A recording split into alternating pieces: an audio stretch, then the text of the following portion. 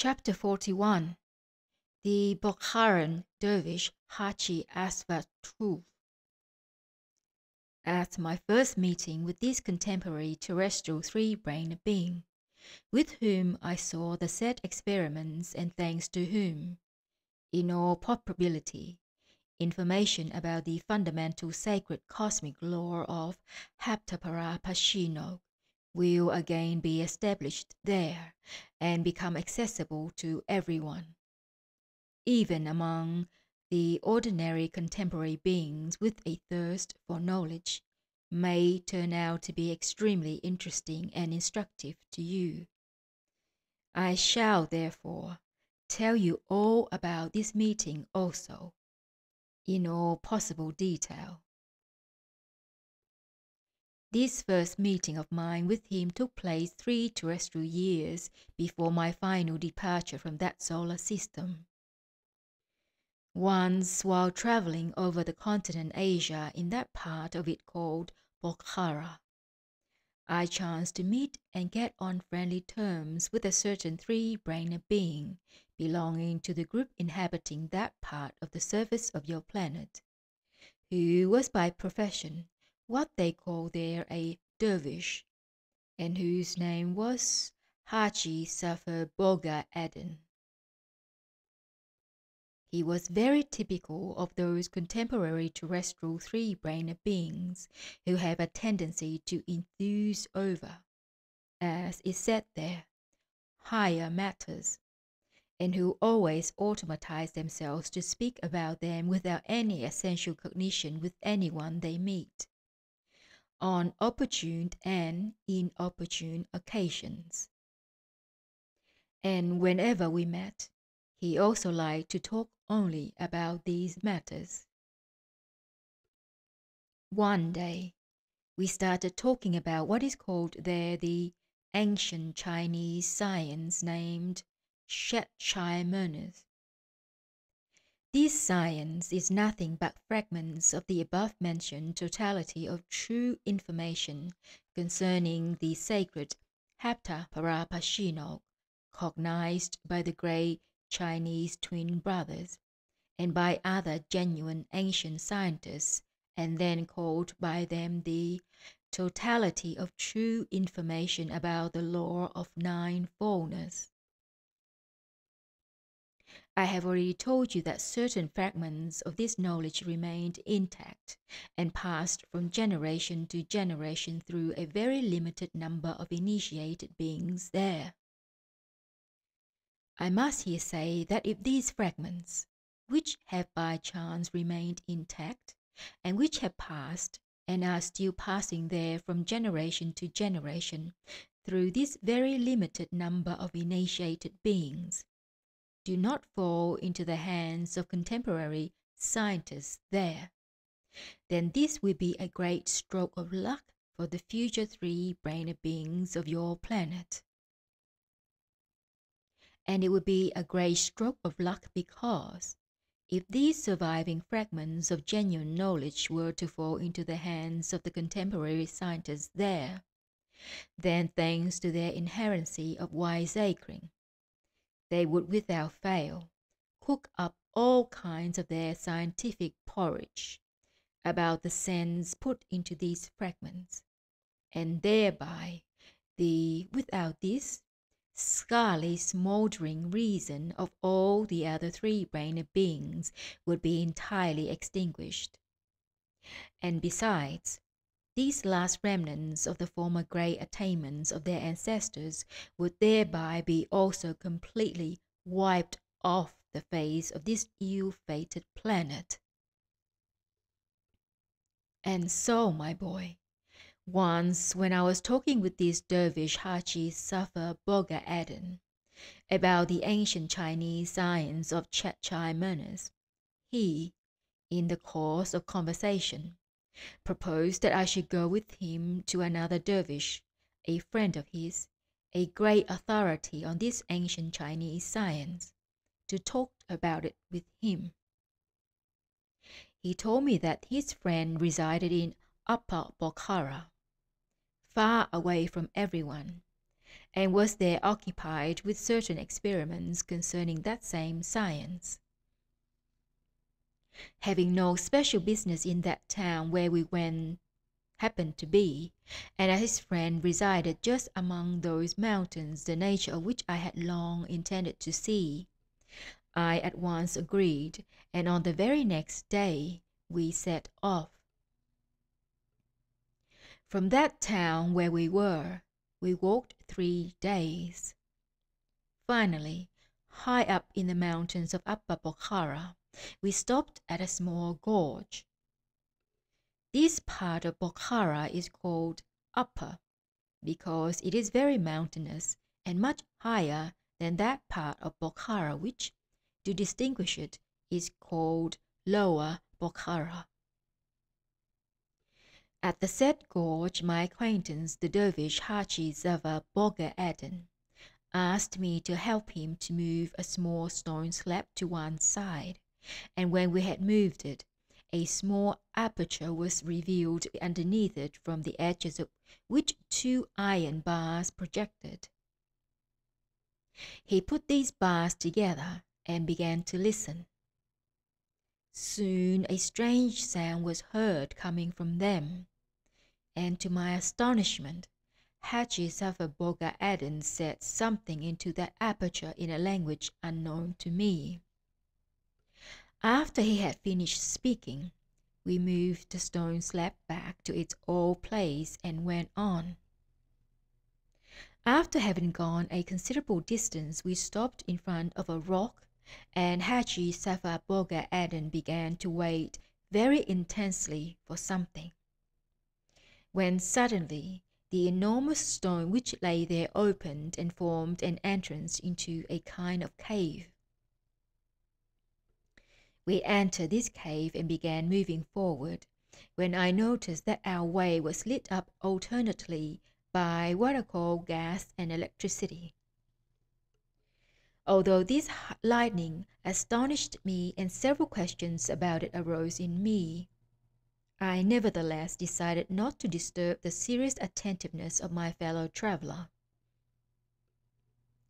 When we had again walked a considerable distance further, we saw at one of the turnings coming to meet us another terrestrial 3-brained being, who met us with the greetings customary there on such occasions and led us further. He, as it appeared, was the friend of my first dervish acquaintance. He was already, according to terrestrial understanding, quite elderly, and being tall in comparison with those living around about seemed extraordinarily thin. His name was Hadji Asvatz Troov. While talking with us, he led us to a small section of the cave, where we all sat down on the felt that covered the floor there, and while conversing, began to eat what is called cold Bokharian shilapov out of earthen vessels, which this elderly being brought to us from a neighbouring section. While we were eating, my first dervish acquaintance told him by the way that I was also very interested in the science Shat-Chai-Mernis, and explained briefly which questions were already well known to me and what in general we had talked about before. After that, the dervish Hadji Asvatz Troov began to question me himself, and I gave him corresponding answers, but of course in that form already habitual to me, by which I could always hide my real nature. There on your planet, I became in general so skillful in talking in this manner that your favorites always took me for one of their brother scientists. From subsequent conversation with him, I understood that this respected Hadji Asvatz Troov had already been long interested in the said knowledge, and that during the last 10 years he had been studying it exclusively, only practically. I also understood from that from this studying he had attained results such as it is no longer proper to terrestrial three-brained beings to attain. When I had made all this clear to myself, I was much astonished and became very interested to know how this had come about, because I already very well knew that this knowledge had already long before ceased to exist in the reason of the three-brained beings of the earth, and that this venerable Hadji could scarcely have heard of it often, and that have had an interest, as happens among them, gradually formed in him. And indeed, my boy, it has already long ago become proper there to the three-brained beings who have taken your fancy, to become interested only in what they often see or often hear about. And whenever they do become interested in something, then this interest of theirs stifles all other being necessities in them. And it will always seem obvious to them that what interests them at the given moment is just the very thing that makes the world go round. When the relations necessary in such a situation had been established between this sympathetic Dervish Hadji Ashrat Troov and myself, that is to say, when he had already begun to talk with me more or less normally, without the, so to say, mask, which it has already become fully proper to contemporary beings to wear in their relations with each other, beings like themselves, especially when they meet these others for the first time, then, when these necessary relations had been established between us, I asked him, of course in the corresponding approved manner, why and how he had become interested in this branch of true knowledge. Here you might well know that in general there on the surface of your planet, on each separate part, during the process of the ordinary being existence of these strange three-brained beings, their own special forms of external relationship with each other have gradually been formed and have passed from generation to generation. And these various forms of mutual relationship among them were formed of themselves after the being property of sensing the inner feeling of similar beings in relation to oneself had become quite atrophied in their psyche, which property must infallibly exist in all beings of our great universe without distinction of form or place of arising. At the present time among them, good or bad mutual relationships are established exclusively only according to outer calculated manifestations, chiefly according to what they call amiability, that is, by empty words in which there is not a single atom of what is called the result of an inner benevolent impulse, such as arises in general in the presences of all beings in direct contact with those similar to themselves. There, at present, however, one being may inwardly wish another well. Yet, if for some reason or other this well-wishing being were in some way to express himself to another in words conventionally regarded as not good, then all is over. In all the different spiritualized localizations of the latter, data are invariably crystallized, which always by association engender in his common presence the conviction that the former, who as a matter of fact inwardly wished him very well, only exists to do him always and everywhere every kind of what they call vileness. It has become very important there, particularly during recent times, to know every kind of form of verbal address in order to have friends and not to make oneself enemies. The abnormal existence of these strange three-brained beings has not only spoiled their own psyche, but this abnormal existence of theirs has by repercussion gradually also spoiled the psyche of almost all the other one-brained and two-brained terrestrial beings. Data for engendering the aforesaid inner being impulse are not yet formed either in the presences of any of those terrestrial one-brained or two-brained beings with whom these strange three-brained beings who have taken your fancy have long had and still have frequent contact and relations. Although these being data are still formed in the presences of certain terrestrial one-brained and two-brained beings of other exterior forms, as for example those named by them tigers, lions, bears, hyenas, snakes, phalanges, scorpions, and so on, who have not had and do not now have in their mode of existence any contact or relation with these bibed favorites of yours.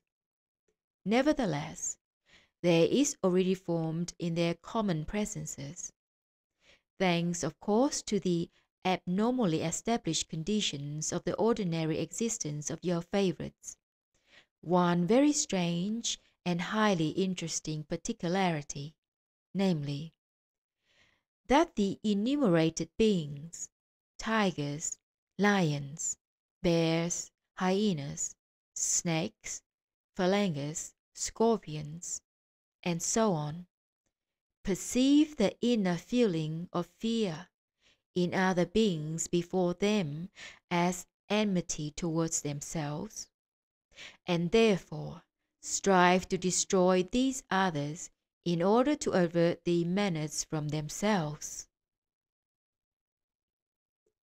And this so happened because your favorites, thanks always to the same abnormal conditions of existence, have gradually become, as they themselves say, cowardly from head to foot, and because at the same time the need of destroying the existence of others has been inculcated in them, also from head to foot. And so, when they, being already cowards of the highest degree, are about to destroy the existence of the beings of these other forms, or when they chance to meet such beings, who, it must be said, to their misfortune and to our regret, have become at the present time already much stronger than they, physically as well as in other being attainments, then they become afraid, as they say there in such case, to the point of wetness. At the same time, thanks to the inherent need in their presences to destroy the existence of other beings breeding on their planet, they at such moments contrive with their whole being how to destroy the existence of these beings of other forms. And as a result of all this, from the radiations issuing from these favorites of yours inherent in their peculiar presences, they are gradually formed in the common presences of these other beings of the aforementioned forms, side by side with the data which should exist in them for engendering the aforementioned impulse of instinctively showing respect and sympathy to every form of being. Other data with a special functioning, thanks to which the feeling of cowardice appearing in the common presences of other beings, chiefly in the presences of your favorites, is perceived as a menace to themselves. That is why, whenever these other mentioned one-brained and two-brained terrestrial beings meet with your favorites, they, wishing to escape the danger to their own existence, always strive to destroy the existence of these favorites of yours. There on your planet also, all beings, in the beginning, in spite of difference of exterior form and brain system, existed together in peace and concord. And even now, occasionally, one of these favorites of yours perfects himself firstly to the degree of sensing with all his spiritualized parts that every being, or, as it said, every breathing creature, is equally near and dear to our common Father Creator.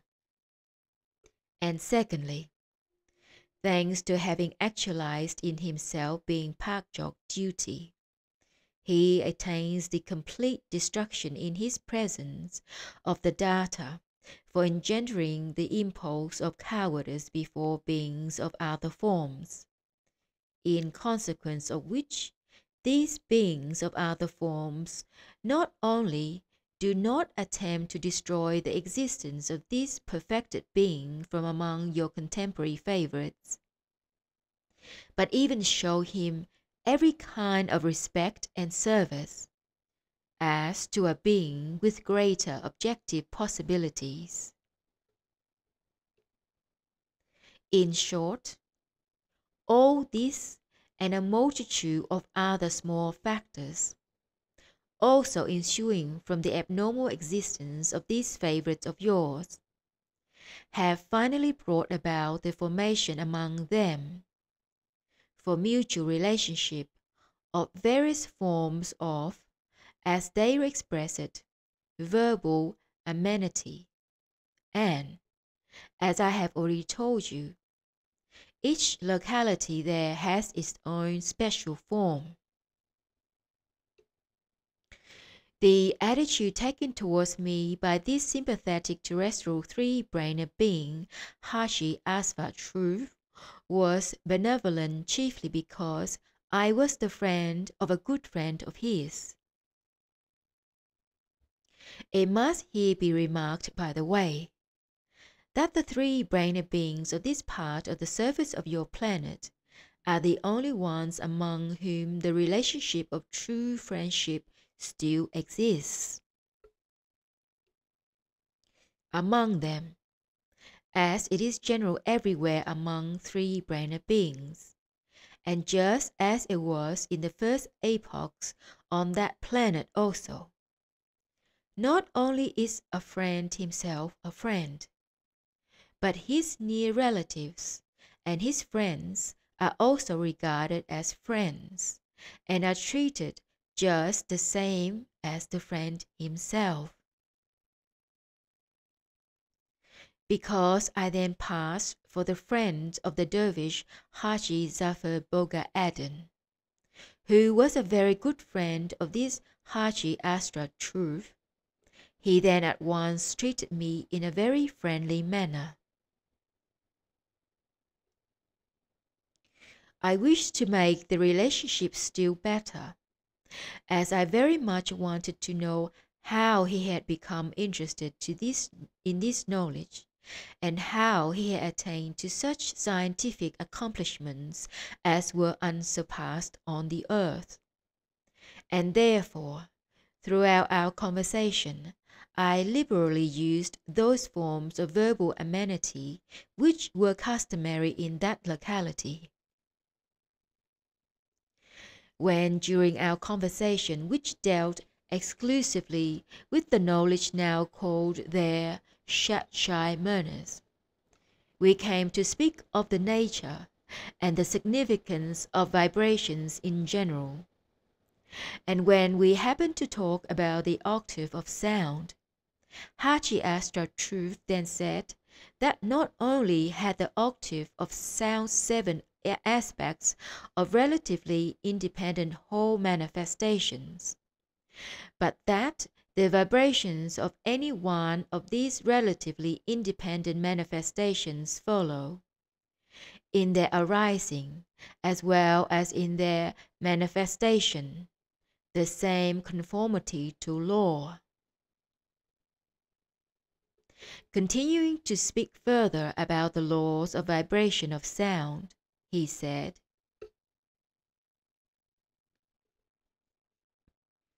I myself became interested in the knowledge Shat-Chai-Mernis through the laws of vibrations of sound, and they were the cause of my devoting the whole of my life subsequently to this knowledge.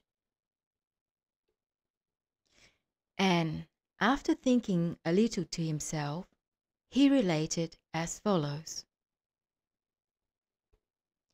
I must first tell you, my friends, that although I was a very rich man before I entered the brotherhood of the Dervishes, yet I was very fond of working at a content craft, namely, I used to make various stringed musical instruments of the kind called zayas, tar, kiemancha, zimbal, and so on. And even after I had entered the brotherhood, I devoted all my free time to this profession of making musical instruments, chiefly for our dervishes. And the cause of my further serious interest in the laws of vibrations was the following.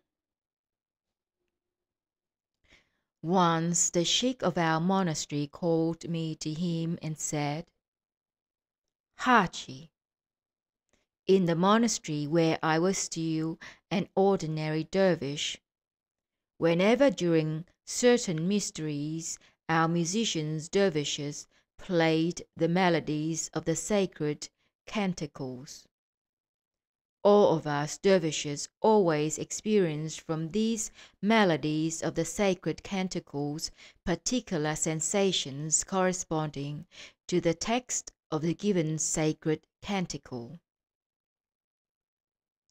But here, during my long and careful observations, I have never yet noticed any particular effect on our brother dervishes from these same sacred canticles.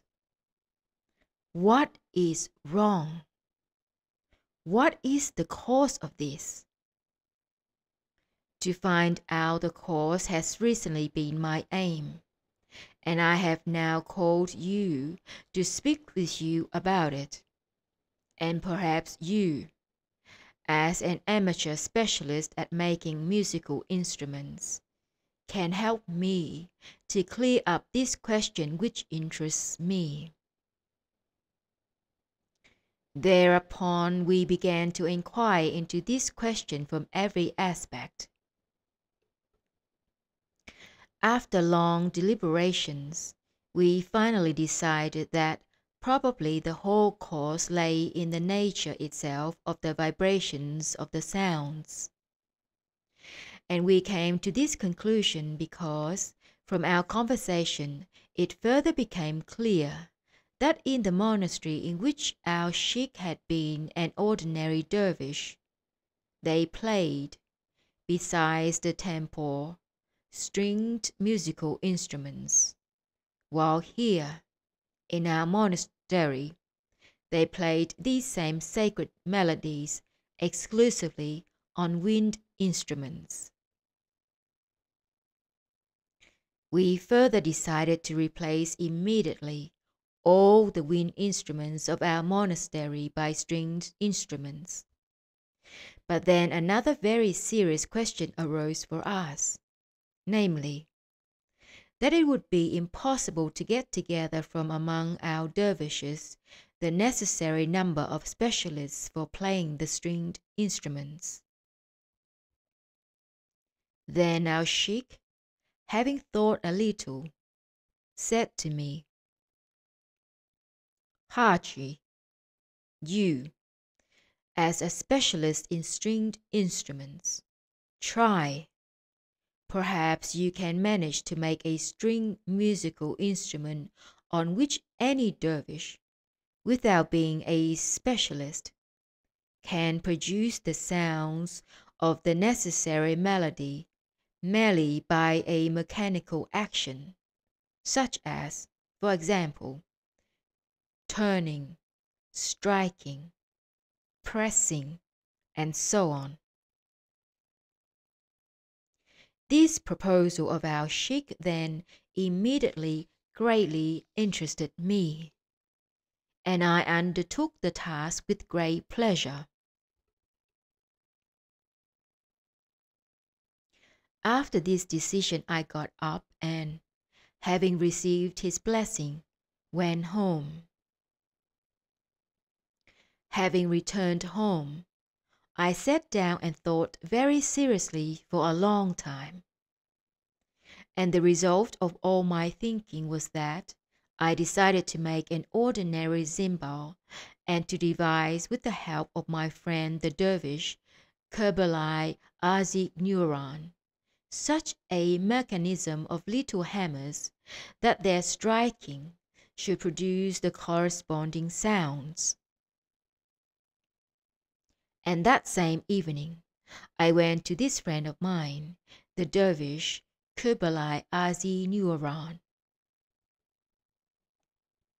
Although this Dervish friend of mine was regarded by his comrades and acquaintances as rather a queer sort, nevertheless they all respected and esteemed him, as he was very sensible and learned and often talked of such questions that everyone, willy-nilly, had to ponder about them seriously.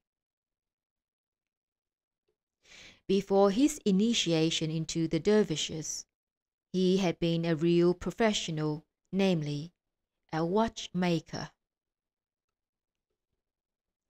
And in the monastery also, he devoted all his free time to this favorite craft of his. My friend this dervish Beelzebub had, by the way, recently become much enthused over a certain freakish idea, namely, he was trying to make a mechanical watch which would show the time very exactly without the aid of any spring whatsoever. This freakish idea of his he explained in the following brief and very simple formulation. Nothing on the earth is absolutely still, because the earth itself moves. On the earth, only gravity is still, and then only in half the space occupied by its volume. I wish to get such an absolute equilibrium of levers that their movement, which must necessarily proceed from the tempo of the movement of the earth, should exactly correspond to the required movement of the hands of a clock, and so on and so forth. When I came to this queer friend of mine and explained to him what I wanted to obtain and what help I expected of him, he also immediately became very much interested in this and promised to help me in every way possible. And the very next day we started work together. From this joint work, the skeleton of this mechanical musical instrument devised by me was soon ready. I myself marked and spaced the places for the corresponding strings. while my queer friend continued to work on the mechanism of the little hammers. And then, when I had finished stretching the strings and had begun to tune them correspondingly, just then, that began which aroused that further interest in me, which brought me to the experiments concerning the laws of vibrations which I began and am still continuing. It began in this way. I must first tell you that before this I already very well knew that half the length of any string gives twice the number of vibrations of a whole string of equal volume and density. And in accordance with this principle, I arranged on the zimbal what are called bridges for the strings, and then began correspondingly to tune all the strings for a certain ancient sacred melody in 1/8 toned sounds.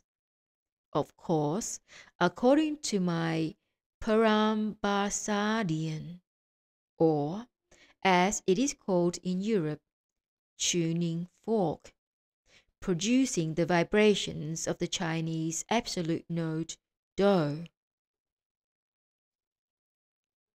It was during this tuning that I first clearly constated that the principle, namely, that the number of the vibrations of a string is inversely proportional to its length, but does not always, but only sometimes coincide with the obtaining of what is called a common blending harmonic consonance. And this constatation so greatly interested me that I then gave all my attention to the investigation of this alone, and entirely ceased to occupy myself with the said zimbal. Then it so chanced to happen that my queer friend also became very much interested in the same thing, and together we began to investigate this fact which had so astonished us both. Only after several days did my friend and I notice that we were neglecting our main work, and therefore we decided that from that day to devote half our time to finishing the zimbal, and the other half to the said investigations. And indeed, we very soon managed to carry out both of these tasks of ours in such a way that one should not hinder the other. Soon the mechanical zimbal devised by us was ready. It was entirely satisfactory to us, and I must say turned out to be something of the kind of the new Greek hand organ, but with quarter-tone sounds and a little larger in size. It was set in action by turning, by which the little hammers struck the corresponding strings, and this correspondence was obtained by means of bundles of flattened reeds in which we had made dents, into which during the turning the ends of the little hammers fell and set the corresponding strings vibrating. For each separate sacred melody, we prepared a separate bundle of these flattened reeds fastened together, and they could be changed at will according to the melody required. When we finally hand over our original zimbal to our sheikh and told him what interested us most of all at that moment, he not only gave us his blessing to leave the monastery for a while for our purpose to occupy ourselves with the question which interested us, but even put at our disposal a large sum of money from the resources accumulated in the monastery. We then moved here, and began to live far from other people and outside of our brotherhood. This friend of mine and I lived here all the time in complete peace and concord, and only recently did I lose forever this never-to-be-forgotten and irreplaceable friend of mine. And I lost him in the following lamentable circumstances. Several weeks ago, he went down to the banks of the river Amudara, to the town X for various materials and instruments. As he was leaving the town to return here, a stray bullet from the firing taking place between the Russians and the Anglo-Afghans struck him down on the spot, and I was immediately informed of this calamity by our mutual acquaintance, Asvatz, who chanced to be passing there. Several days afterwards, I brought his remains here and buried him over there. He added, pointing to a corner of the cave where a peculiar form or projection could be seen. Having said this, Hadji Troov stood up, and making a gesture of prayer, evidently for the repose of the soul of his friend, motioned with his head for us to follow him.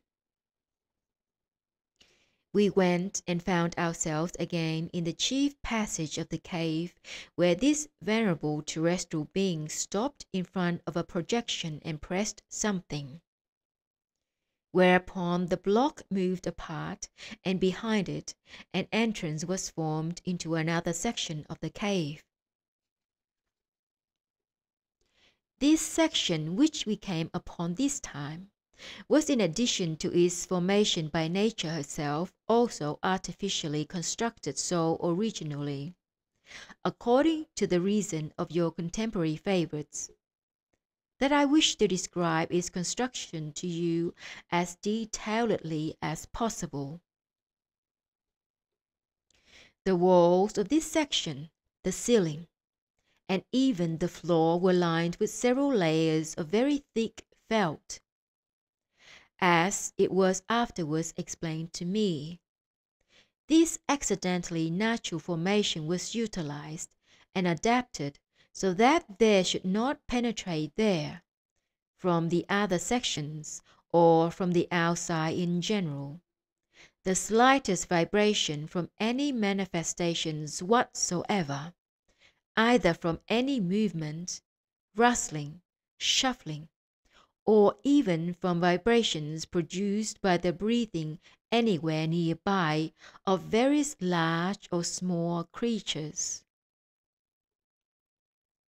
In this unusual interior were several experimental apparatuses of strange form, and among them was a specimen of the sound-producing instrument which I brought with me from the surface of your planet, the type of contemporary terrestrial sound-producing instrument which your favourites call a grand piano. The cover of this grand piano was open, and to each series of the strings visible beneath it were fitted independent little apparatuses which serve as measures of the degree of vivifyingness of the variously sourced vibrations, and were called vibrometers. When I saw the large number of these vibrometers, the being impulse of astonishment in my common presence increased to such an intensity as that which our Mulam Nasser Aden expresses by the following words: "The limit of full satiety is bursting." This impulse of astonishment had arisen and progressively increased in me from the moment when I saw, in the passages of the cave, the gas and electricity lighting. I had already then wondered whence and how all this was present here. I already well knew before this that although these strange three-brained beings there have again learned to utilize such sources from cosmic formations for their, as they say, lighting, yet these means for this lighting of theirs are obtained by them with the aid of very complicated adaptations, and these adaptations are accessible only where there is a large group of them. And suddenly here was this lighting, so far from any such group, and particularly in the absence around the place of any signs by which, among contemporary beings, such possibilities are in general accompanied. And when I saw the aforementioned vibrometer for measuring the degree of the vivifyingness of vibrations, the impulse of astonishment in me, as I have already said, increased to the highest degree.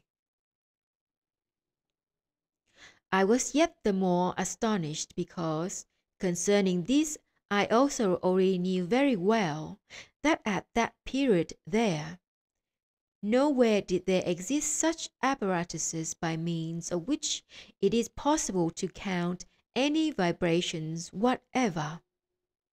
And therefore I again wondered, from where could this venerable old man, dwelling in these wild mountains so far from the beings composing contemporary civilization, have obtained such apparatuses?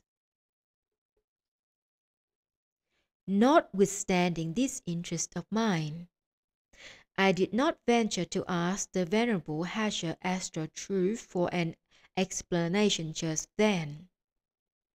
I did not venture to ask him, because it was to be feared that such a digression question might change the course of the conversation which had begun, and from which I expected the elucidation of the chief question which interested me. In this section of the cave were many other apparatuses as yet unknown to me, among which stood one very strange apparatus, to which were attached several what are called masks, from which something like pipes, made of the throats of cows, went somewhere up to the ceiling of the cave. Through these pipes, as I also afterwards learned, the air necessary for the breathing of the beings present during the experiments could flow in from outside, because this interior was then closed hermetically on all sides. The beings who were present during the experiments wore over their faces those masks which were on this strange apparatus. When we were all seated on the floor in the said section of the cave, the venerable Hadji Troov said, among other things, that during the period of his investigations, he and his friend, the Dervish Kalmanuior, had also occasion to study very thoroughly all the theories existing on the earth about vibrations made at any time by serious terrestrial scientists. He said, "We studied the Assyrian theory of the great Marmanash, and the Arabian theory of the famous Asvatz, and the Greek of the philosopher Pythagoras, and of course all the Chinese theories. And we made apparatuses exactly similar to those with which all these ancient sages made their experiments. And we even made an addition to one of their apparatuses, which is now the chief one for my experiments. With this apparatus Pythagoras made his experiments, and it was then called a monochord. But now that I have altered it, I call it a vibrato. Having said this, he pressed something on the floor with one hand, and with the other he pointed to a very strangely shaped apparatus standing there, and added that it was the same altered monochord. The apparatus he pointed to consisted of a 2-meter board, the whole front half of which was divided into sections called frets, like the neck of the sound-producing instrument called guitar, and on it was stretched only one string. To the other half of this board were fastened a great number of vibrometers, like those on the strings of the grand piano, and they were affixed in such a way that their indicating needles came just over the mentioned frets on the front side of the board. To the back half of this board was fastened a whole network of very small glass and metal pipes, which also served to produce sounds, but this time sounds obtained from vibrations arising from certain movements and currents of ordinary or of artificially compressed or rarefied air. And for measuring the vibrations of these sounds, the same vibrometers served as were used for measuring the vibrations arising from the string. The venerable Hadji Troov was about to say something, but just then, from another section of the cave, a small boy of the type called Uzbek entered, carrying on a tray a tea service and some green tea. When the boy had set the tray before us and had left, the venerable Hadji began to pour out the tea into the cups, and turning to us, jokingly uttered the following sentence, used on such occasions in that locality: "Let us imbibe this gift of nature, in the devout hope that it may rebound to her glory." Having uttered this, he continued further: "I already feel that my sustaining forces are abating within me, and hence I must imbibe the due quantity of what can aid the animation of the whole of myself until the next dose." And with a gentle smile, he began to drink his tea. While he was drinking it, I decided to take the opportunity to ask him about the several questions which were all the time worrying me.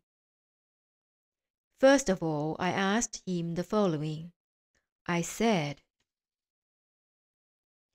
"Highly esteemed Hadji, until now I have been fully convinced that nowhere on the earth does there exist an apparatus for the exact measurement of vibrations. Yet here I see so many of these measuring apparatuses. How am I to understand this? Where did you get them?" To this the venerable Hadji Troov replied as follows: "These apparatuses for our experiments were made by my deceased friend, Kabbalah-Asi-Neuron, and it is chiefly to them that I am indebted for all my attainments in the knowledge of the laws of vibrations.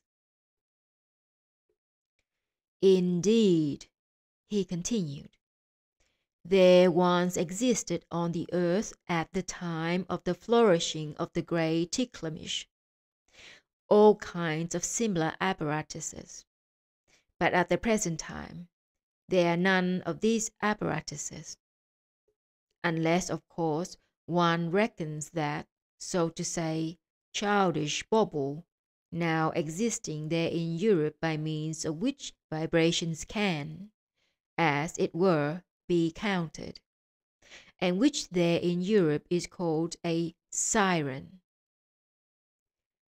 I even had such a siren when I began my elucidatory experiments. This siren was invented 2 centuries ago by a certain learned physician named Zelbach, and it was, so to say, perfected in the middle of the last century by a certain Cogna de la Tour. The construction of this childish bauble consists in this, that a current of condensed air is directed from a pipe on to a revolving disc drilled with a little holes, each hole exactly coinciding in size with the opening of the main air pipe. And as this disc revolves, the passage for the current of air entering these holes from the main pipe is alternately opened and closed.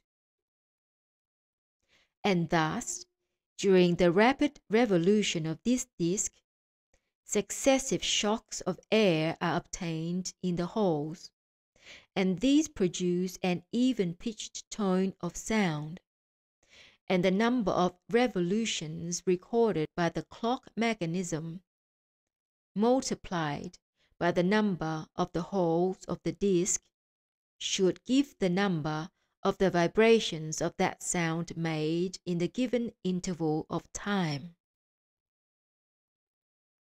Unfortunately for the Europeans, neither the first inventor nor the perfecter of that siren knew that sound can be obtained not only from the actions of genuine vibrations, but also from the simple flow of air. And as this siren of theirs sounds only from the flow of air, and not at all from natural vibrations, therefore, the determination of the exact number of vibrations by the indications of that siren is out of the question. And that sound can be produced from 2 causes, namely, from natural world vibrations themselves, and simply from the flow of air, is a very satisfying and interesting fact, and I shall now demonstrate it to you practically. Having said this, the venerable Hadji stood up and brought from another section of the cave a pot of flowers in bloom, placed it in the center of that section of the cave, and then seated himself at the former monochord of the famous Pythagoras. Turning to us, he said, I will now produce from these combined pipes only 5 different tones of sound, and you please look attentively at this pot of flowers, and look at your watches, and notice how long I continue to produce these sounds, and also remember the numbers indicated by the hands of the vibrometers for these sounds. Then, with a pair of small bellows, he began to blow air into the corresponding pipes, which then began a monotonous melody of 5 tones. This monotonous melody continued for 10 minutes, and not only did we remember the numbers indicated by the hands of the vibrometers, but all these 5 tones of sound were even very well impressed on our organs of hearing. When Hadji had finished his monotonous music, the flowers in the pot were in the same state of bloom as before. Then Hadji moved from the former monochord to the sound-producing instrument grand piano, and having again directed our attention to the hands of the vibrometers, he began to strike successively the corresponding keys of the grand piano, which gave out the same monotonous melody of the same 5 tones of sound. And this time also, the hands of the vibrometers indicated the same figures. 5 minutes had barely passed when, at a nod from Hadji, we looked at the pot of flowers and saw that the flowers in the pot had begun very definitely to fade. And when, after 10 minutes, the venerable Hadji again ceased his music, there were then in the pot only the quite faded and withered stalks of the former flowering plants. Hadji then again sat down by us and said, "As my investigations of long years have convinced me, and as the science of Shat-Chai-Mernis states, there do indeed exist in the world 2 kinds of vibrations, namely, so to say, creative vibrations and momentum vibrations. As I have made clear by experiment, the best strings for the production of the said creative vibrations are those made of a certain definite metal or of goat gut. But strings made of other materials do not have this property.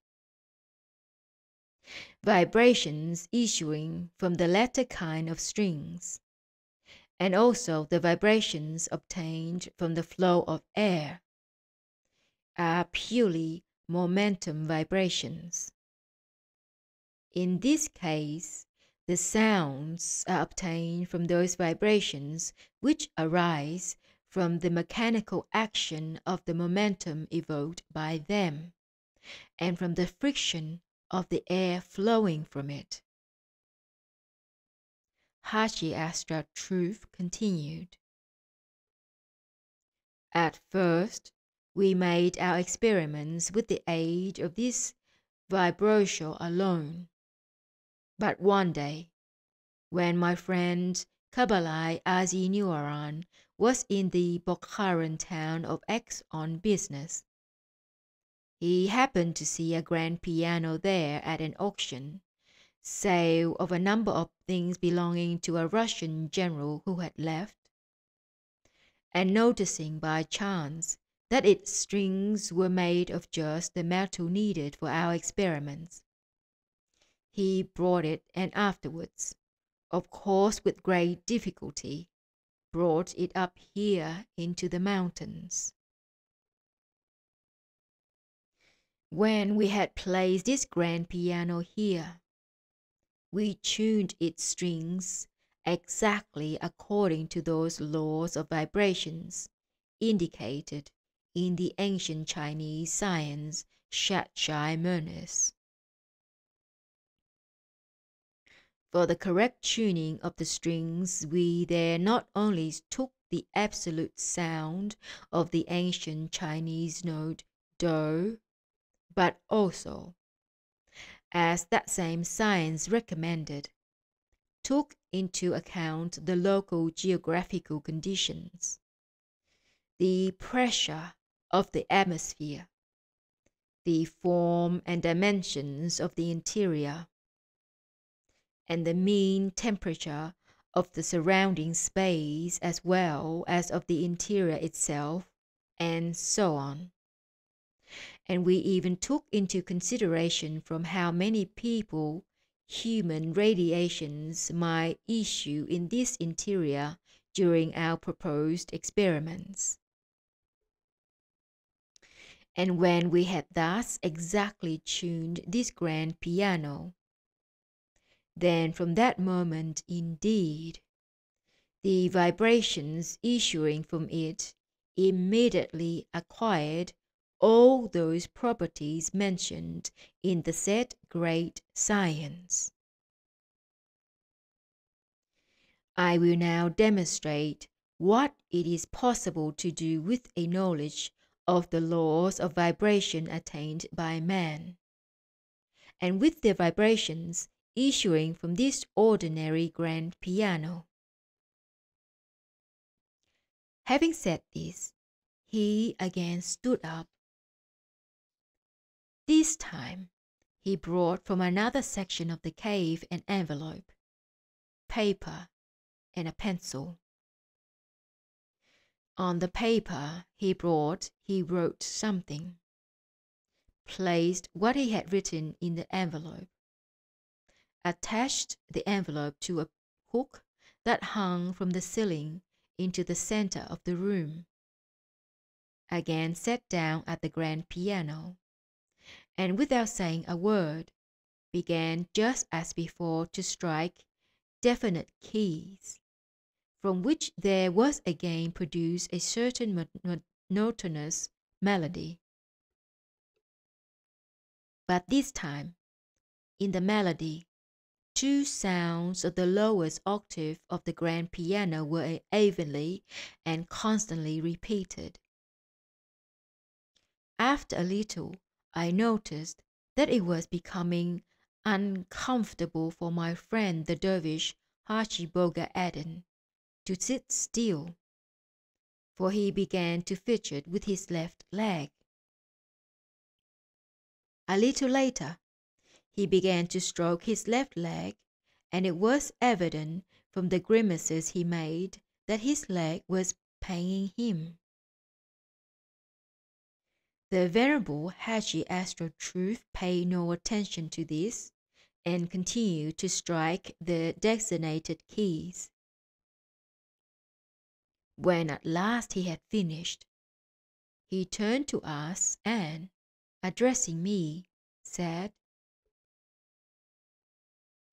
"Friend of my friend, will you please get up, take the envelope off the hook, and read what is written inside?" I stood up, took the envelope, opened it, and read as follows: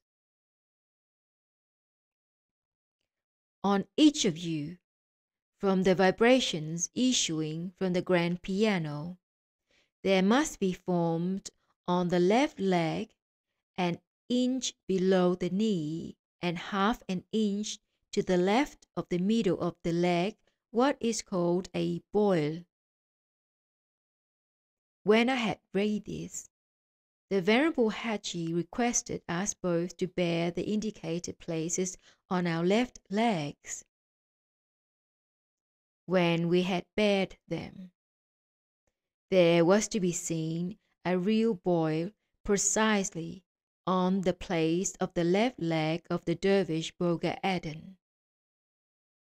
But to the extreme amazements of the venerable Hadji Troov, there was nothing whatsoever to be seen on my leg. When Hadji Troov ascertained this, he immediately leaped from his place like a young man, and cried out very excitedly, "It cannot be!" and began to stare fixedly at my left leg with the eyes of a madman. Almost 5 minutes passed in this manner. I confess that for the first time on that planet I was at a loss and could not immediately hit upon a way out of the situation. At last he came close up to me and was about to speak, but just then, from his agitation, his leg began to tremble very violently, and he therefore sat down on the floor and motioned me to sit down also. And when we were seated, he gazed at me with very sorrowful eyes, and in a penetrating manner spoke to me as follows. Friend of my friend, in my youth I was a very rich man, so rich that no fewer than 10 of my caravans, each with no fewer than 1,000 camels, were constantly moving in all directions over our great Asia. My harem was considered by all who knew it to be the richest and best on the earth, and everything else was on the same scale. In short, I had in superabundance everything that our ordinary life can give. But all this gradually so wearied and surfeited me that when at night I lay down to sleep, I thought with horror that the same would be repeated on the next day, and that I would again have to drag along the same wearisome burden.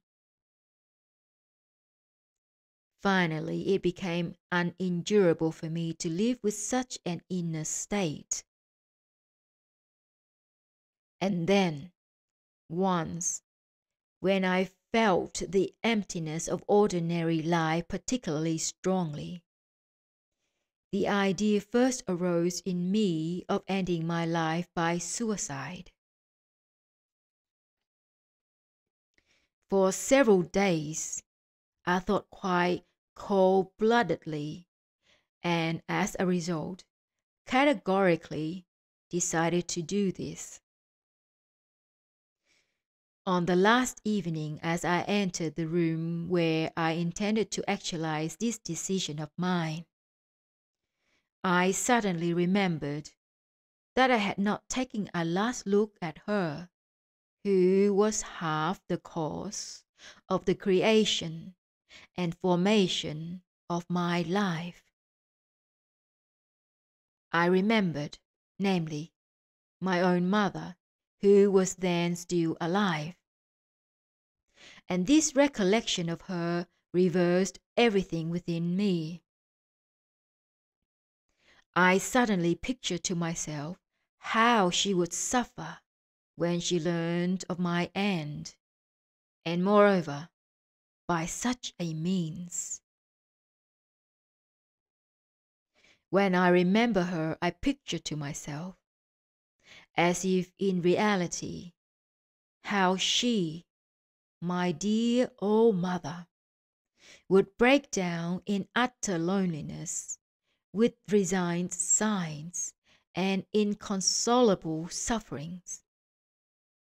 And from all this there arose in me such pity for her, that the sobbing invoked by this pity almost choked me. And it was only just then that I cognized with my whole being what my mother meant to me, and what an inextinguishable feeling towards her ought to exist in me. From that time, my mother became for me the source of my life. Thereafter, whenever it may have been, day or night, no sooner did I remember her dear face than I became animated with new strength and the desire to live, and to do everything only that her life might flow agreeably for her, was renewed in me.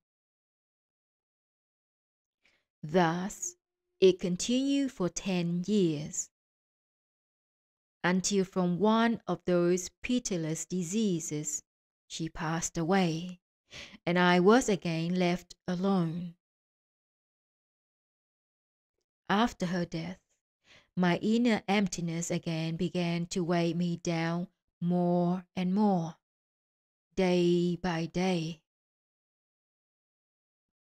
At this point of his narrative, when the glance of the venerable Hadji Troov happened to lie upon the Dervish Bokharian, he again jumped up from his place and, addressing him, said, "My dear friend, in the name of our friendship, pardon me, an old man, that I have forgotten to put an end to the pain caused you from the evil-carrying vibrations of the grand piano."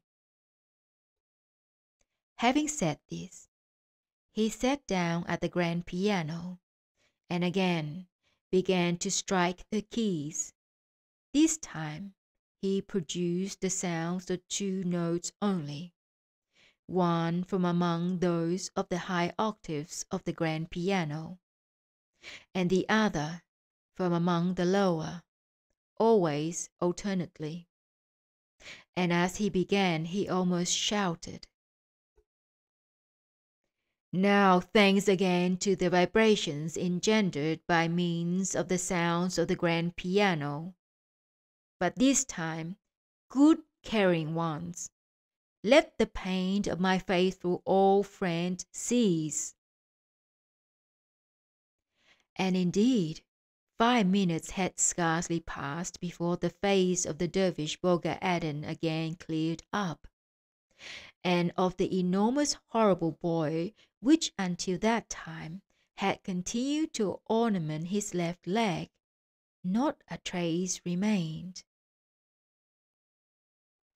Then the Dervish Hadji Troov again sat down beside us, and externally completely calm, continued to talk. On the 4th day after the death of my dear mother, I happened to be sitting in my room, thinking in despair what was to become of me. Just then, in the street near my window, a wandering dervish began to chant his sacred canticles. Looking out of the window and seeing that the singing dervish was old and had a very benign face, I suddenly decided to ask his advice, and immediately sent my servant to invite him in. And when he had entered and, after the usual salutations, was seated on the mindari, I told him of my soul's state without withholding anything at all. When I finished, the wandering dervish became intensely thoughtful, and only after some time, looking at me steadily, he said as he rose from his place, "There is only one way out for you. Devote yourself to religion."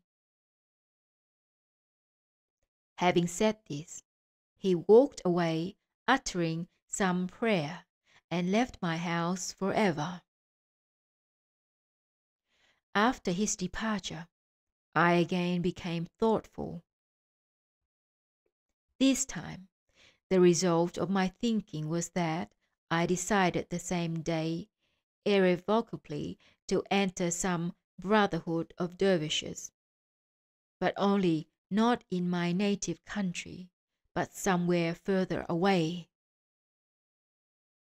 The next day, I began to divide and distribute all my wealth among my relatives and the poor, and in 2 weeks I left my native country forever and came here to Bokhara.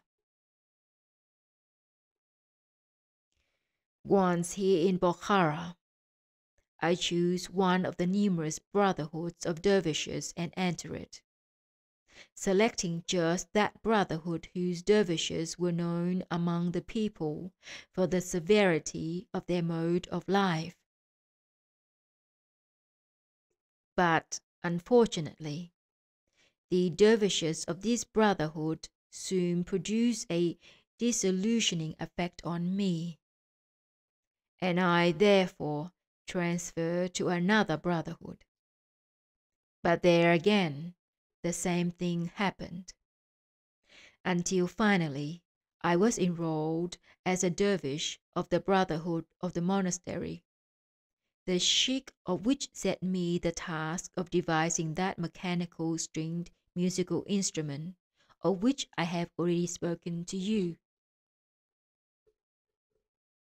And after that, as I have already told you, I became very much absorbed in the science of the laws of vibrations and have been occupied with it up to the present day. But today, this science has compelled me to experience the same inner state as I experienced for the first time on the eve of the death of my mother, whose love had been my sole hearth of warmth, which for so many years has sustained my empty and wearisome life. To this day, I cannot recall without a shudder that moment when our physicians told me that my mother could not live more than 1 day.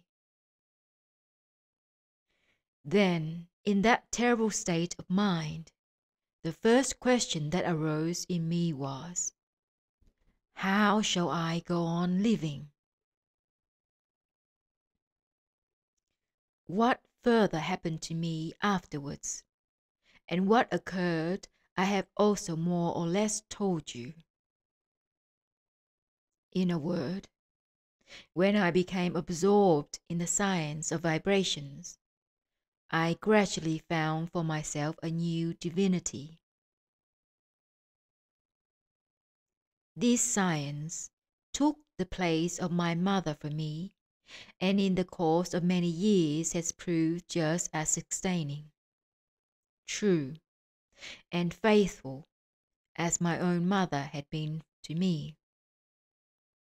And until today, I have lived and been animated only by its truths alone.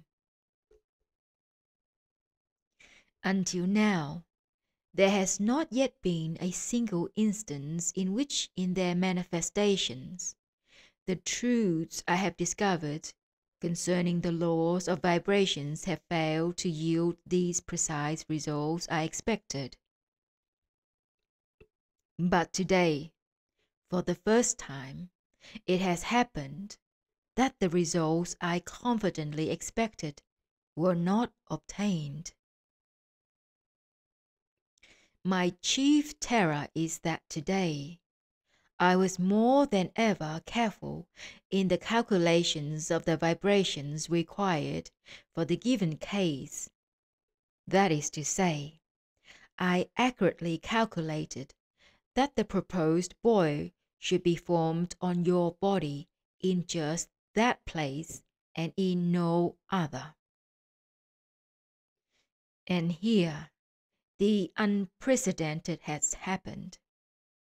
Not only is it not in the designated place, but it has not even been formed on any part of your body at all.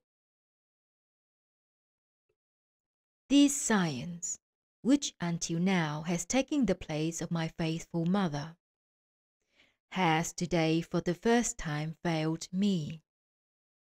And in me at the present moment, there is indescribable grief. For today, I can still reconcile myself to this exceedingly great misfortune of mine.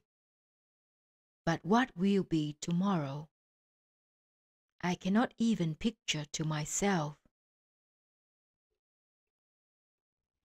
And if I can still somehow reconcile myself today, it is only because I very well remember the words of our ancient great prophet Hikhdjnapar, who said that an individual is not responsible for his manifestations only when in death agony. Evidently my science, my divinity, my second mother, is also in its death agony. If it has betrayed me today, I know very well that death agony is always followed by death.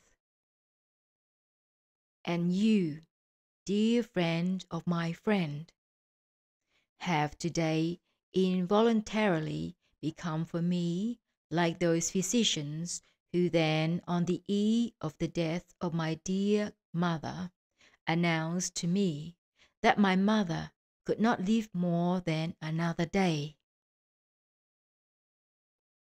You are for me today just such a news bearer, that this new hearth of mine will tomorrow also be extinguished. The same terrible feelings and sensations which I experienced then from the moment when our physicians announced to me the imminent death of my mother until her death are now being repeated in me.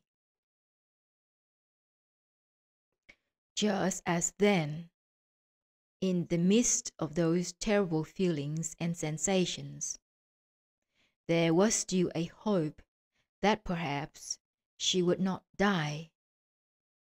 So also at this moment, something like that hope also still flickers in me. Friend of my friend, now that you already know my soul's state, I earnestly ask you, can you explain to me what supernatural force was involved in this, that the anticipated boy, which should infallibly have been formed, was not formed on your left leg? For the faith that it must infallibly be formed long ago became in me as firm as the Tookloonian-stone. And it has become so firm and unshakable because for almost 40 years, day and night, I have persistently studied these great laws of world vibrations until the understanding of their meaning and actualization has become for me, as it were, my second nature. Having said these last words, this perhaps last great sage of the earth looked into my eyes with an expression full of anticipation. Can you picture to yourself, my dear boy, my situation then? What could I reply to him? For the second time that day, I could not, on account of this terrestrial being, see any way out of the situation that had arisen. This time, there was mixed in this state, so unusual for me, my being-Hikhdjnapar, or, as your favorites say there, pity, for that terrestrial three-brained being, chiefly because he was suffering through me. And this was because I was then clearly aware that if I spoke a few words to him, not only would he be calmed, but thanks to them, he would even understand that the fact that no boy was formed on my left leg proved the truth, and precision of his adored science still more. I had full moral right to tell him the truth about myself, because by his attainments he was already Kalmanuior, that is, a three-brained being of that planet with whom it is not forbidden us from above to be frank. But at that moment I could in no way do this, because there was also present there the Dervish Hadji Bokharian, who was still an ordinary terrestrial three-brained being, concerning whom, already long before, it was forbidden under oath from above to the beings of our tribe to communicate true information to any one of them on any occasion whatsoever. This interdiction upon the beings of our tribe was made, it seems, on the initiative of the very saintly Asiata Shiemash. This interdiction on the beings of our tribe was made chiefly because it is necessary for the three-brained beings of your planet to have knowledge of being. And any information, even if true, gives to beings in general only mental knowledge. And this mental knowledge, as I have already once told you, always serves beings only as a means to diminish their possibilities of acquiring this knowledge of being. And since the sole means left to these unfortunate three-brained beings of your planet for their complete liberation from the consequences of the properties of the organ Kundabuffer are just this knowledge of being, therefore, this command was given to the beings of our tribe under oath concerning the beings of the earth. And that is why, my boy, I did not just then in front of the Dervish Bokharian decided to explain to this worthy terrestrial sage Hadji Troov the real reason of his failure. But as both dervishes were waiting for my reply, I had in any case to tell them something, and therefore, addressing Hadji Troov, I then told him only as follows. Venerable Hadji Troov, if you agree to have my answer, not now, but a little later, then I swear by the cause of my arising that I will give you an answer which will fully satisfy you. You will be convinced not only that your beloved science is the truest of all sciences, but also that since the great scientists, the saints Shun-Kutes and Shun-Tropel, you are the greatest scientists of the earth.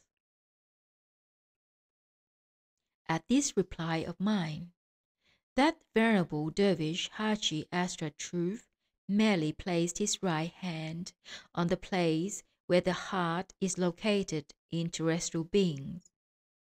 And in that locality, this gesture means, I believe and hope without doubt. Then, as if nothing had happened, he turned to the Dervish Bokharian and began again to speak about the sign Shat-Chai-Mernis. In order completely to smooth over the previous embarrassment, I spoke to him again, and pointing to a niche in the cave where many colored silk materials were hanging in strips, I asked him, Most estimable Hadji, what is all that material over there in that niche? To this question of mine, he replied that those colored materials were also used for his experiments on vibrations. And he continued further. I recently made it clear for myself which colors of the materials and to what extent act by their vibrations harmfully on people and on animals. If you wish, I will show you this highly interesting experiment also. Having said this, he again stood up and again went into the neighboring section from where he soon led in, this time with the help of the boy, 3 quadruped terrestrial beings called dog, sheep, and goat. He also brought in several strangely shaped apparatuses resembling bracelets. He put one of these special bracelets on the arm of the Dervish Bokharian, and another on his own arm. Meanwhile, saying to me by the way as he did so, I do not put one of these apparatuses on you, as I have certain rather weighty reasons. One of these strange collar-like apparatuses he then put on to the necks of the aforesaid goat, sheep, and dog, and indicating their vibrometers on these strange apparatuses, he asked us to remember or to note down all the figures which would be indicated by the hands of their vibrometers on each of these externally different beings. We looked at the figures shown by all the 5 vibrometers and wrote these down in the block notes, or as they are usually called there, writing pads, which were given to us by the boy. After this, the Dervish Asrat Troov again sat down on the left and told us as follows. Every form of life has its own total of vibrations proper to it, which represents the totality of all the vibrations engendered from the various definite organs of the given form of life. And this total varies at different times in each form of life and depends on how intensely these variously caused vibrations are transformed by the corresponding sources or organs. Now, all these heterogeneous and variously caused vibrations always blend within the limits of the whole life in the general subjective what is called chord of vibrations of the given life. Just take us as example, my friend Bokharian and myself. You see? And showing me the figures on the vibrometer that he had on his arm, he continued, I have in general so many vibrations, and my friend Bokharian has so many more. This is because he is much younger than I, and several of his organs function much more intensely than mine, and the corresponding vibrations in him thus result more intensely than mine. Look at the figures on the vibrometers of the dog, the sheep, and the goat. The sum total of the vibrations of the dog is 3 times greater than that of the sheep, and half as much again as that of the goat. And in number of vibration of his general chord of vibrations, this dog has a trifling less than myself and my friend. It must be remarked that among men, especially men of recent times, very many are to be met with who have not even as great a number of vibrations in the subjective chord of vibrations of their common presence as the number shown by the presence of this dog. This has come about because, in most of these people I have just mentioned, one function, for instance, and namely, the function of emotion, which actualizes the main quantity of subjective vibrations, is already almost completely atrophied, and therefore the sum total of vibrations in them proves to be less than in this dog. Having said this, the venerable Hadji Troov again stood up and went to the place where the materials of different colors lay. Then he began to unroll these colored materials consisting of what is called Bokharian silk, color by color, and with each piece of material, all of one color, he covered by means of specially constructed rollers, not only all the walls and the ceiling, but even the floor of this section of the cave, owing which it appeared that the whole interior was draped with the material of that given color. And each of the colored materials changed the vibration number of all the forms of life. After experiments with the colored materials, this great terrestrial scientist of recent times asked us to follow him, and, going out of this section of the cave back again into its main passage, we went into another small passage leading off to the side. Behind us trailed along the goat, the sheep, and the dog with their improvised collars.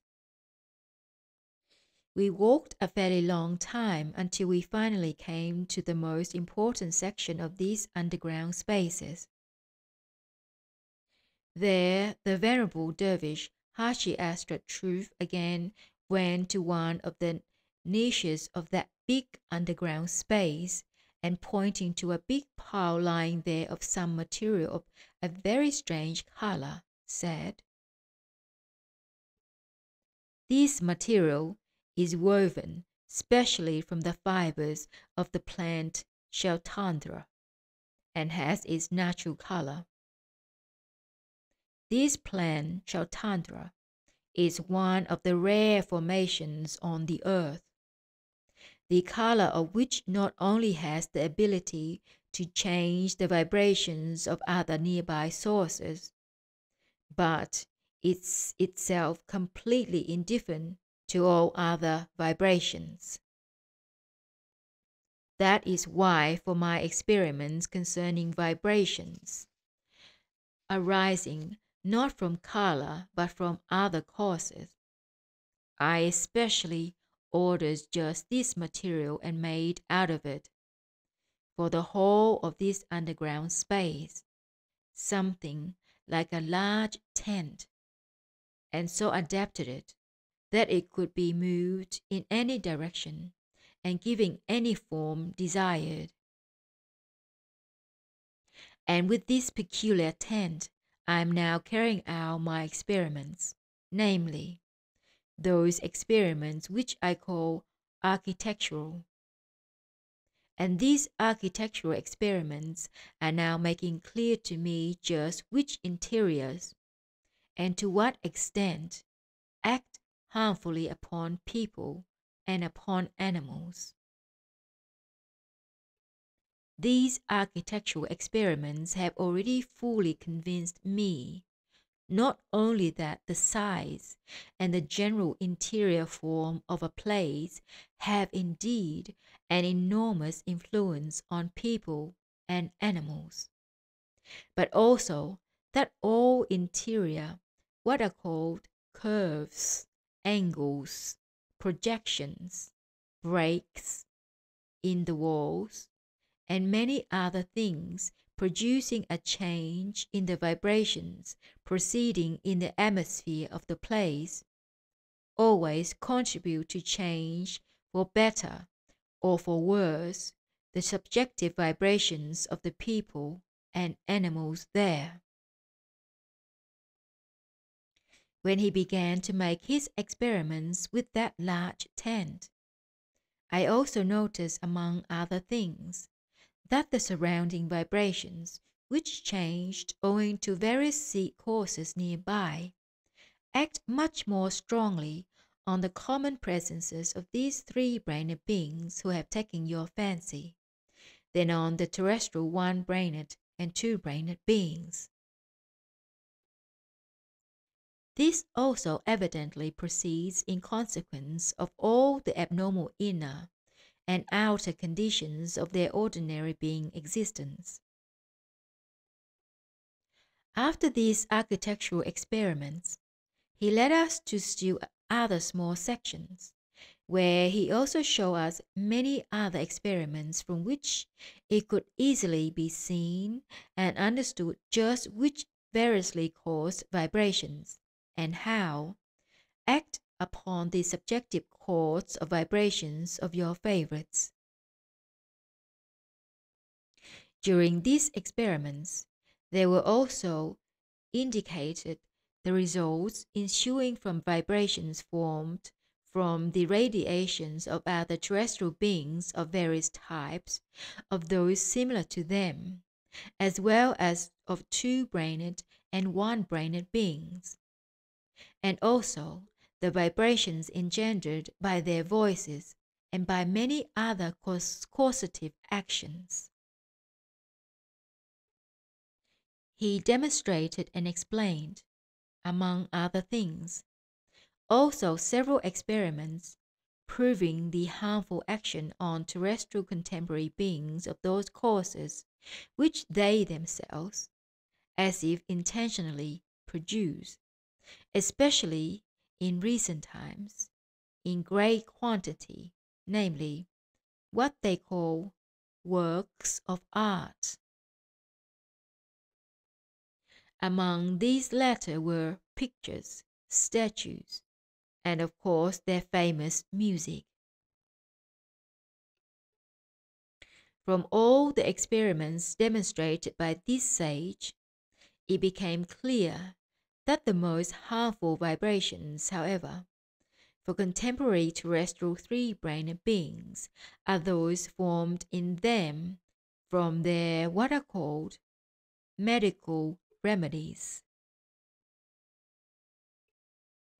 I stayed in the underground domain of this truly learned being 4 terrestrial days, after which, with the Dervish Bokharian, I returned again to that Bokharian town from which we had come, and thus ended my first meeting with him. During those 4 days, he further demonstrated and explained to us much more concerning the laws of vibrations. But the most interesting thing for me personally was his last explanation about why and how, in that wild place, remote from any place of the grouping of contemporary terrestrial beings, in this underground domain of his, there came to be gas and electric lighting. During this account of his, while elucidating a certain fact, this highly sympathetic terrestrial three-brained being could not restrain himself, for sincere tears suddenly began to flow, which then so touched me that even now I cannot forget it. Information about certain data elucidated by this account of his can serve for your further existence as good material for corresponding confrontation and for the elucidation of all the results of what are called subjective destiny. That is to say, of those results which in general occur in our great megalocosmos, where a multitude of relatively independent separate individuals arise and exist together.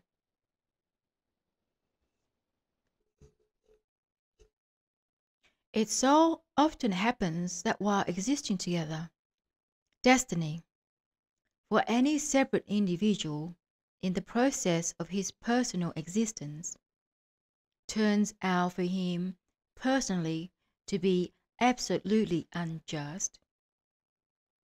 But for all the others existing together with him, there are obtained from this, in the objective sense, an abundance of just fruits. And that is why I wish to tell you about this in as much detail as possible, and will even try to repeat this account of his to you as verbatim as possible, without changing anything.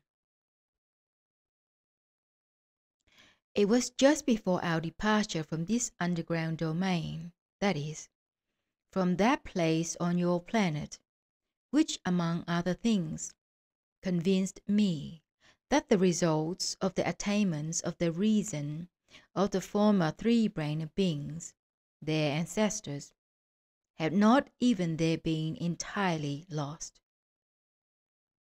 Even if the subsequent generations of the beings of this strange planet cease to transmute in themselves the cosmic truths discovered by their ancestors, yet, although their already discovered truths have not progressed as is everywhere proper, because of the abnormal being existence, they are nevertheless automatically concentrated in that strange underground kingdom of your planet, to await further perfection and elaboration for subsequent three-brained beings. And so, when I inquired about the methods of the gas and electric lighting in this underground kingdom of his, he related to me the following.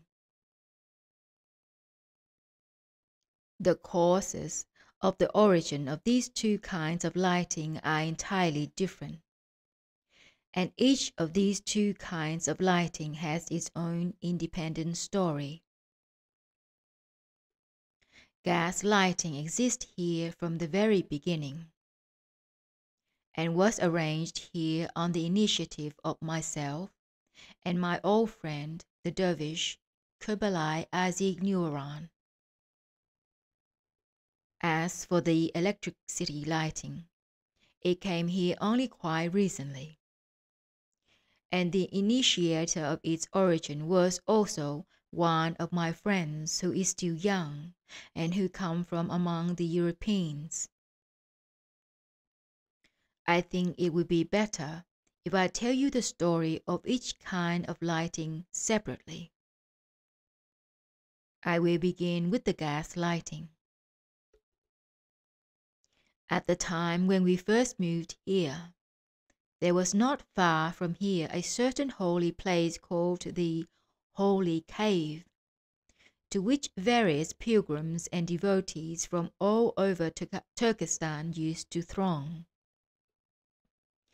The popular belief about this holy place was that once there had lived in this cave, as it were, the famous Haralas, who later was taken up alive into heaven. It was further said in this popular belief that he was taken alive into heaven so unexpectedly that he even had no time to extinguish the fire which lit his cave. This last belief was supported by the fact that in that cave there was indeed an undying fire.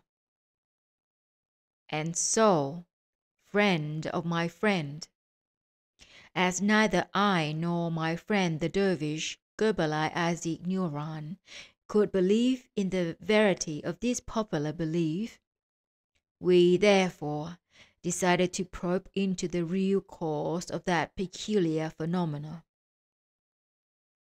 Having at that time sufficient material possibilities, and having at our disposal the conditions necessary for the investigation of this phenomenon, without any hindrance from anyone whatsoever, we began to seek the source of its arising.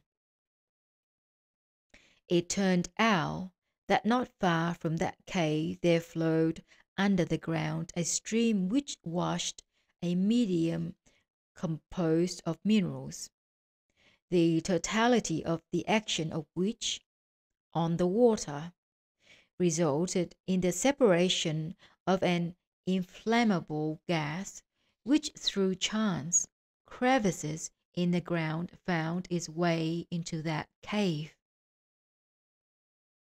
And the chance inflammation somehow of this gas must obviously have been the cause of the display there of that undying fire. When my friend and I had made this cause definitely clear to ourselves, and had at the same time discovered that the said spring was located not far from our cave, we decided to give an artificial outlet to that gas into these caves of ours.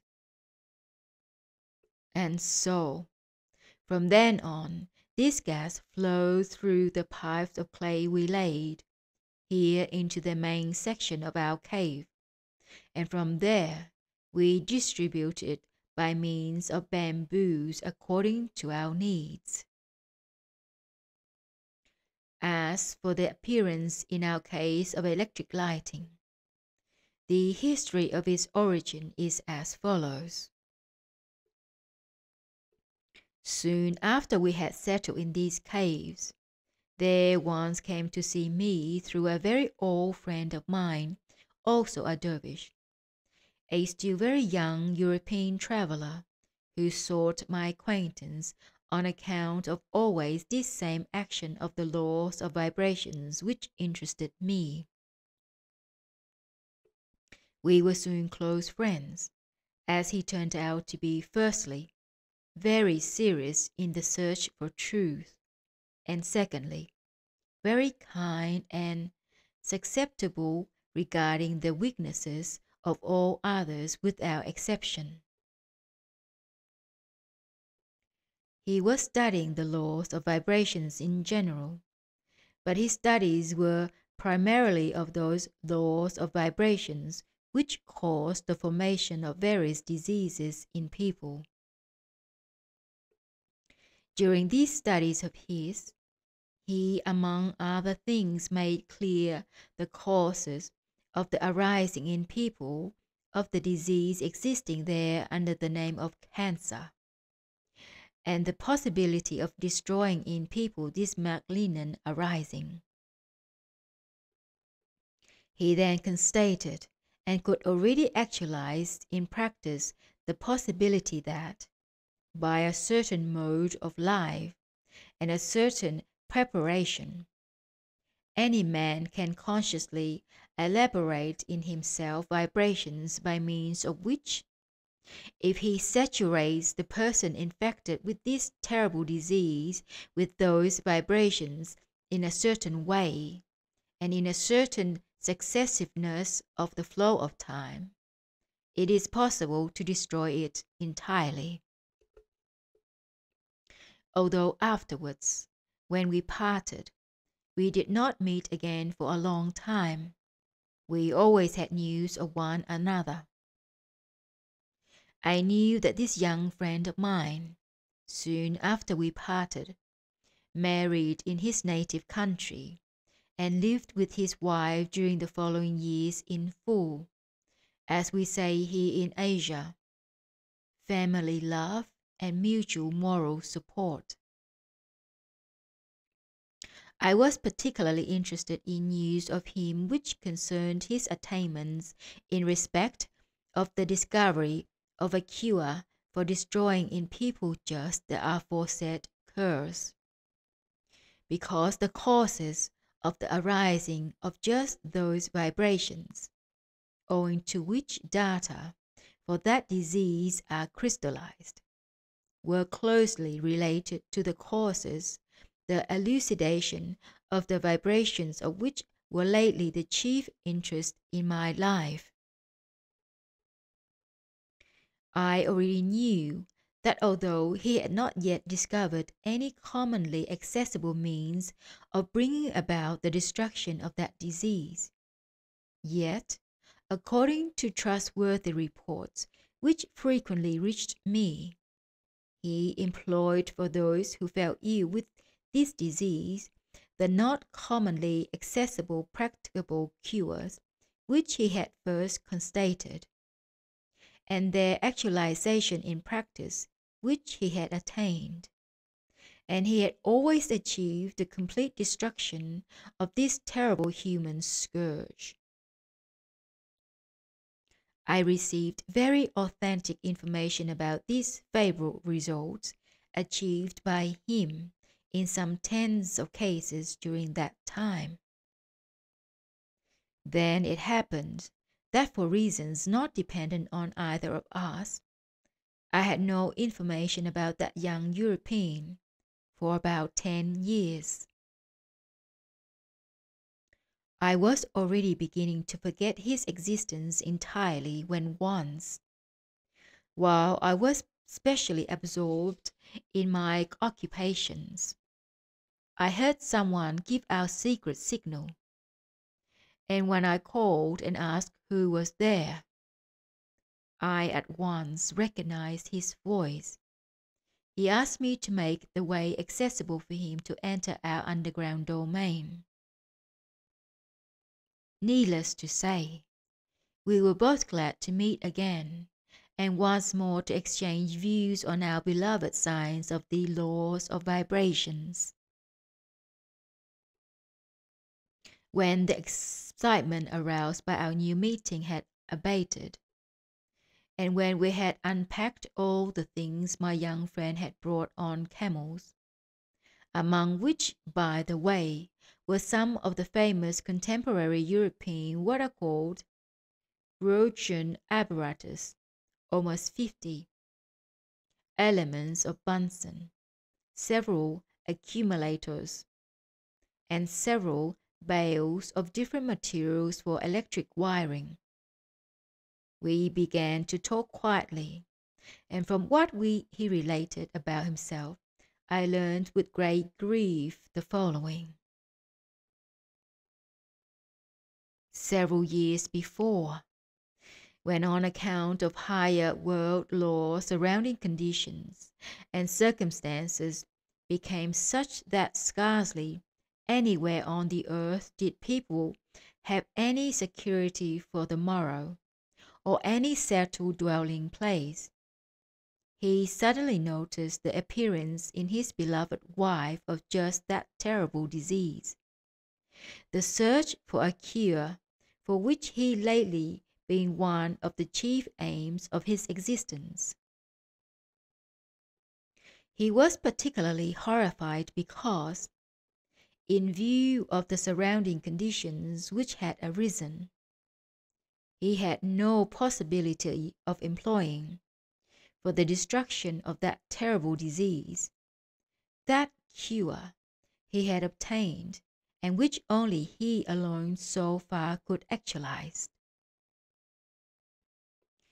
And when he had calmed down somewhat after this terrible consternation, he then made the only possible decision to wait patiently for a corresponding time, and meanwhile to try to create for his wife such conditions of life that the progressive process of that terrible disease should flow as slowly as possible.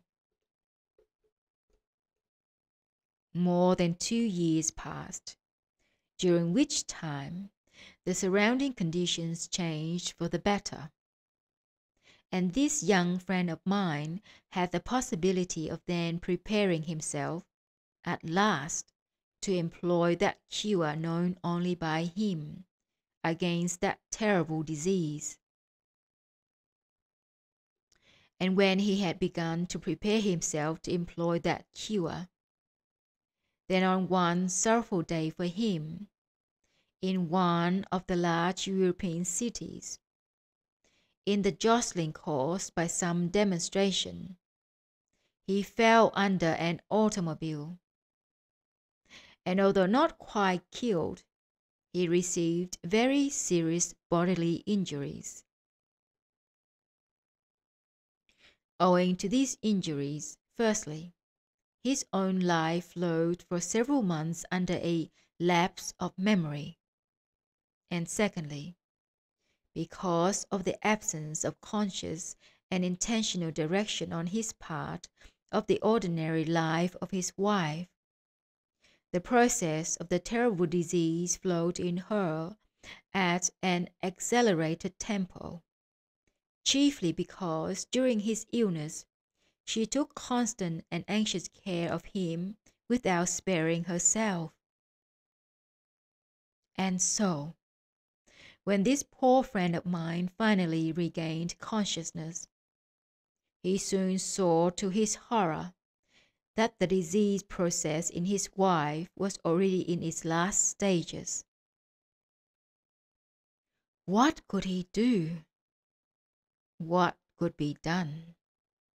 Since, owing to the consequences of the injuries he had received, he was bereft of every possibility of preparing himself and of elaborating in himself the vibrations of the quality needed for the cure he had learned, of destroying in man that terrible disease.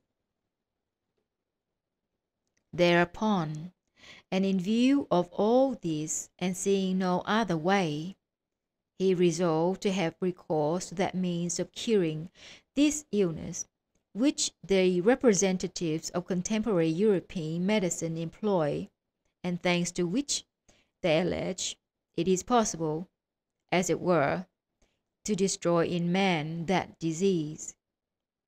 Namely, he decided to have recourse to what are called X-rays.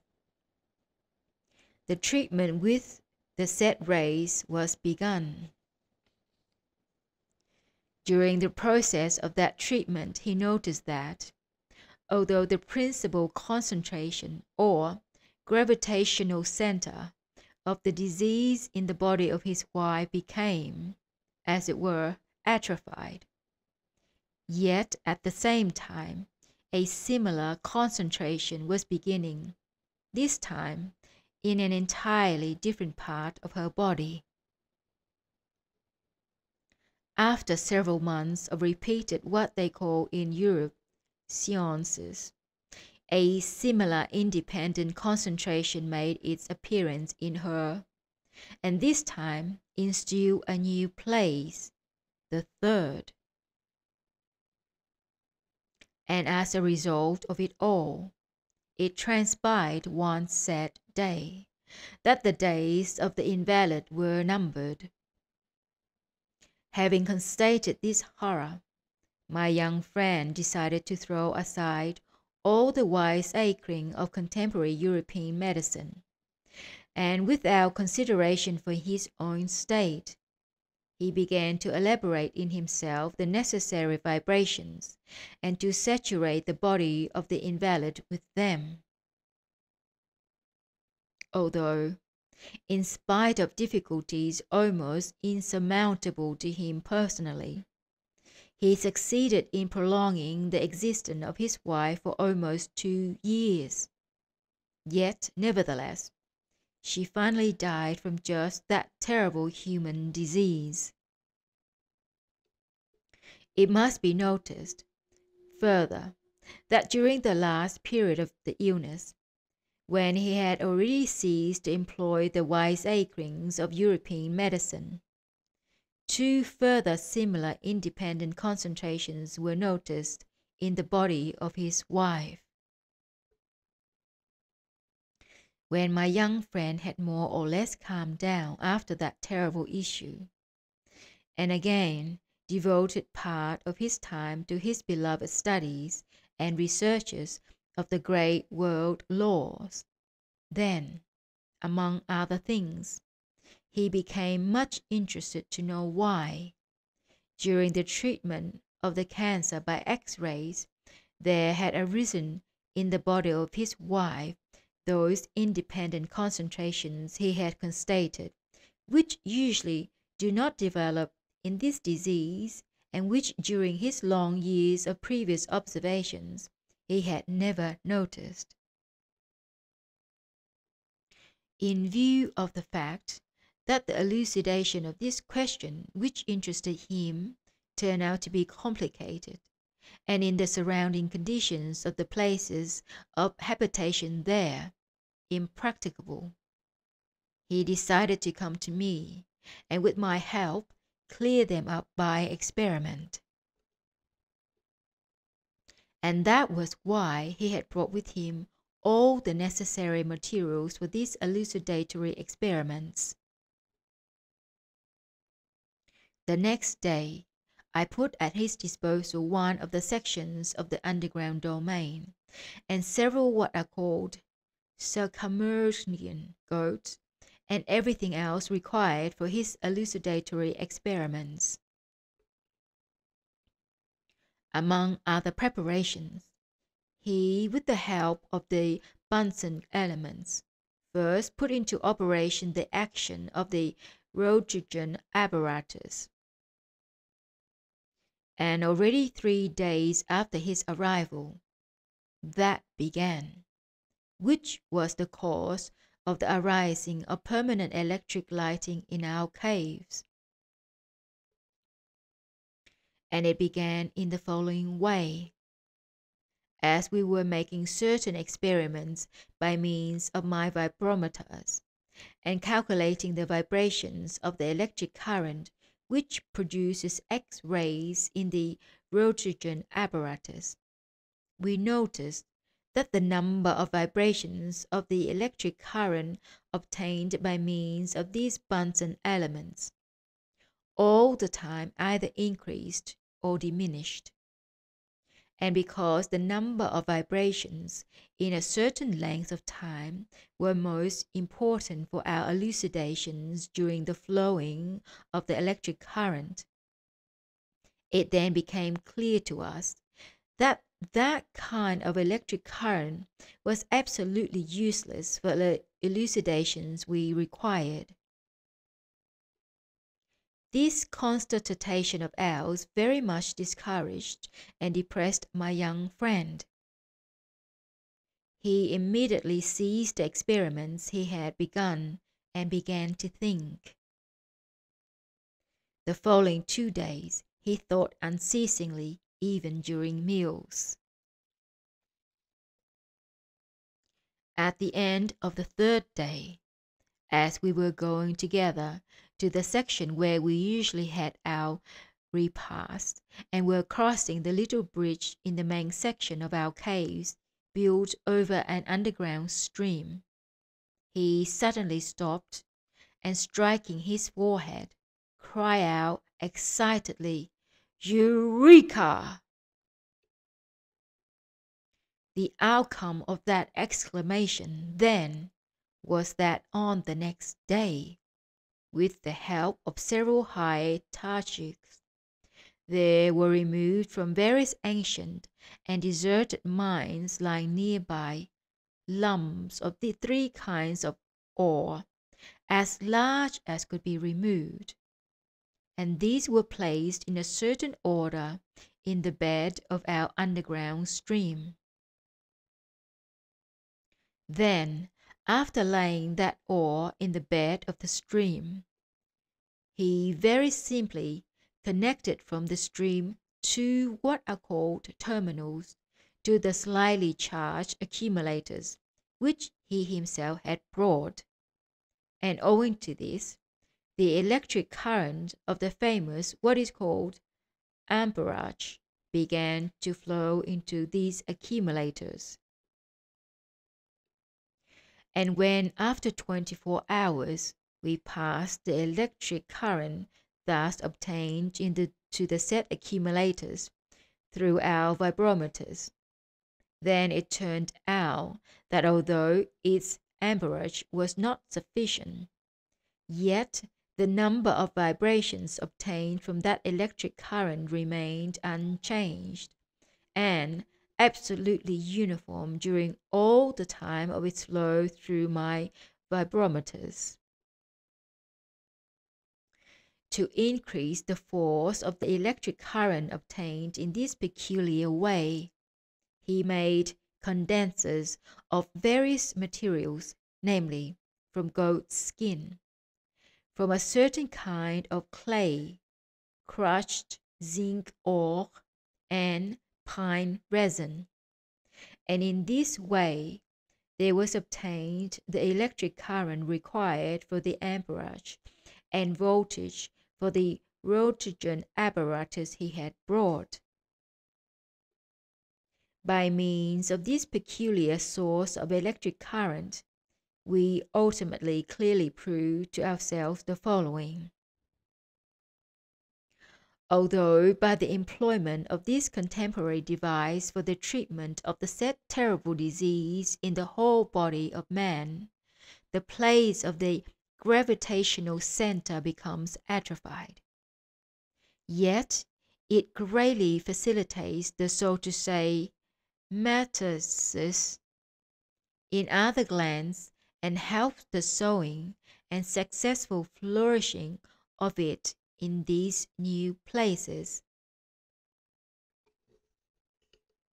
And so, friend of my friend, when my young friend had become satisfied after this elucidation, he ceased to be interested in the question in which he had then been absorbed, and when he returned home to Europe, he left for our use that source which he had created, and which required neither attention nor any outside material. And thereafter, we gradually installed electric lamps where we needed them in our caves. Although that peculiar source of ours could not generate sufficient energy for all the lamps we had in our caves, yet by making switches everywhere, and using the energy only when necessary, it was not wasted at either times, but was gradually stored in accumulators, sometimes even in such a quantity that there was a surplus for various domestic purposes. At this place of Beelzebub's tale, all the passengers of the trans-system ship Karnak experienced something like a sweet sour taste in the region of the inner part of their mouths. This signified that the ship Karnak was now approaching some planet, namely, a place of unforeseen stopping. And this planet was the planet Deskaldino. Whereupon Beelzebub ceased his narration and, with Ahun and Hassan, all three went to their Kesshahs to get ready for the descent to the planet Deskaldino. Note: if anyone is very interested in the ideas presented in this chapter, I advise him to read, without fail, my proposed book entitled The Opinimus, if, of course, for the writing of this book there will be sufficient French Armagnac and Khazarian Bastuma. The author.